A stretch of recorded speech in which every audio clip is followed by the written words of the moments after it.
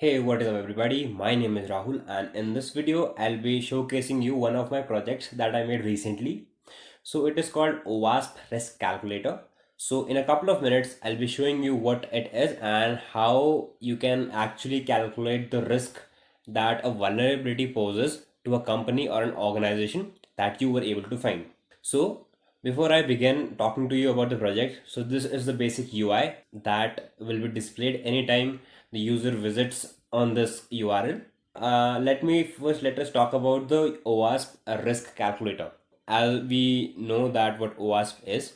So OWASP provides a methodology for actually finding out the risk that a vulnerability poses to an organization or a company, and that is calculated in terms of a number, which is in turn calculated or translated to either note, low, medium, high, or critical. So if it is critical, the company will know that the vulnerability is quite high, but if it is quite low, they'll just avoid it. So why do we do this? We do this is because as per our role, we know how to exploit a vulnerability and how a vulnerability can pose a problem to a particular organization. We know what XSS is, what RCE is, what server side template injection is, but the official sitting in a company might not know. So for them, OWASP, so to say, has come out with a approach so that they can understand what or how a vulnerability or how vulnerability will cause a problem to them. So this is the essence of the OWASP risk calculator.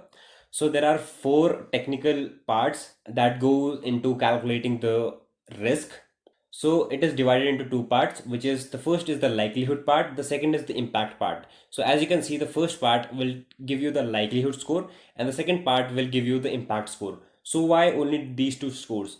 The reason being that according to OWASP says that a risk is equal to this multiplication of likelihood and the impact. So these two in general will give you the overall risk. So let us talk about the threat agent factors. So here we talk about the organization or an individual that is a threat to an organization or a company. So first of all, we talk about the skill level that the individual has or the organization or hacktivists have, the motive, the opportunity, and the size. Second is the vulnerability factors. Here we talk about the application that they want to exploit. So how easy was it for them to discover the ease of exploit? How easily can they exploit? Were they aware about it? Towards the end, we have the intrusion detection. So will anything be logged when they are trying to, exploit a vulnerability?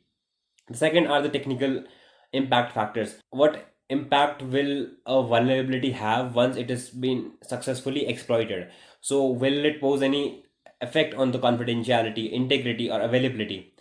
The first or the fourth and the final part is that the business impact factors. So, how will it actually affect a business? Will it pose any financial damage or a reputation damage, or will they have any non-compliance or privacy violation issues? So with that, let me show you a demo. So for example, the skill level that the attacker has is that he is a security penetration tester. So as you can see, the likelihood score went up by 2. What motive does he have?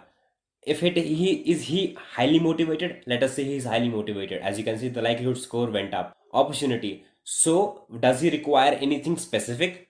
If he does not require anything specific, you can see that the likelihood score went up. And I'll not be showing it to you this one, but you can, for the sake of this demo, we can, see how it is affecting. As you can see, the likelihood score just changed. Further, we have loss of confidentiality. And did it have any effect on the confidentiality, the availability, or privacy violation? Did it violate the privacy of millions of people? And as you can see, we have successfully generated the likelihood score and the impact score. And once these two have been generated, we generate an overall score, which is in terms of high, critical, medium, or low.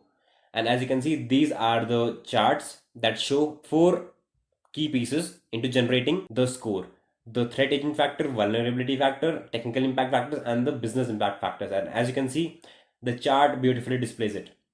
If I were to change anything, the chart will automatically change, as you can see from here.